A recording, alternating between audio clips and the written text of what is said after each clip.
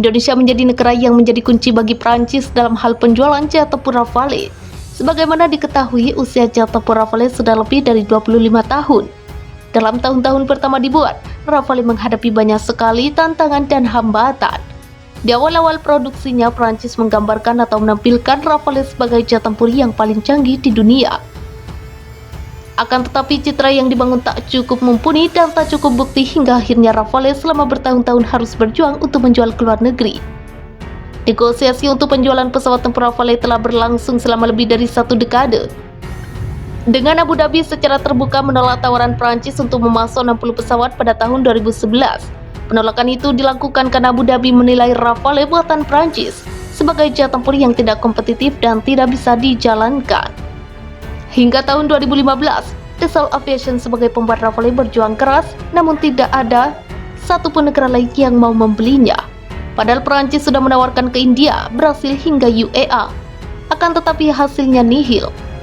Rafale dianggap terlalu mahal, belum lagi biaya perawatannya yang diantaranya tertinggi di pasar, kata sebuah laporan yang diterbitkan oleh University of Toulon pada tahun 2011, seperti dikutip dari France 24.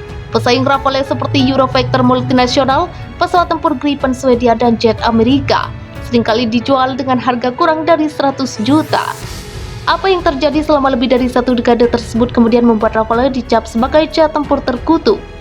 Cap tersebut telah membuat Dassault Aviation frustasi sampai akhirnya setitik cahaya mulai datang.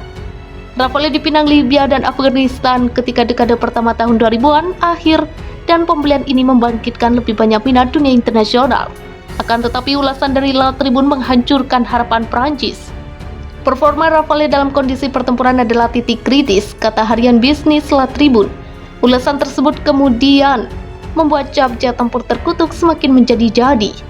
Sampai akhirnya Dassault Aviation terus berbenah dan akhirnya di tahun 2015 Mesir menjadi pembeli pertama Rafale di luar militer Prancis dengan membeli sebanyak 20 unit. Kontra lain kemudian menyusul dengan India, Qatar, Yunani, Kroasia, dan kemudian UEA. Kontra pada tahun 2015 membuat jet tempur Rafale dijual lebih banyak ke luar negeri daripada di Prancis. Tercatat ada 236 penjualan internasional dan 192 penjualan domestik. Sudah dibeli di banyak negara, kutukan jet tempur Rafale belum sirna. Penjualan-penjualan yang terjadi untuk Rafale tak membuat kutukannya sirna. Beberapa tahun setelah tahun 2015, isu Rafale yang tak laku kembali mencuat.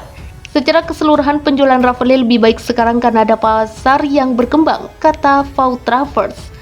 Ujian sebenarnya tentang bagaimana mengevaluasi seberapa baik kinerja pesawat tempur Prancis di pasar yang kompetitif adalah dengan melihat negara-negara di mana Dassault telah menemukan pembeli baru, sambung Vautravers.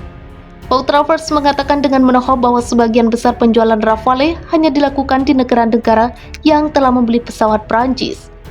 Mesir, Yunani, dan UEA semuanya mendaftar untuk memperbarui armada Prancis mereka. Bahkan India pun sebenarnya sudah memiliki pesawat tempur Prancis. Prancis sampai dengan saat ini belum berhasil menarik pelanggan baru. Mereka hanya mempertahankan pelanggan lama, kata Vautravers lagi dengan cara yang lebih menohok. Di tengah kebuntuan kutukan dan nasib apes Rafale yang selalu diragukan di dunia internasional, Indonesia datang. Indonesia awalnya tertarik dengan jet tempur buatan Rusia dan sempat melirik F-16 Fighting Falcon buatan Amerika Serikat untuk modernisasi alutsistanya. Namun akhirnya pilihan Indonesia justru jatuh ke Rafale buatan Prancis. Tidak tanggung-tanggung, Menteri Pertahanan Indonesia Prabowo Subianto langsung menekan kontra pembelian 6 Rafale yang bisa bertambah menjadi 42 unit lagi pada Februari 2022.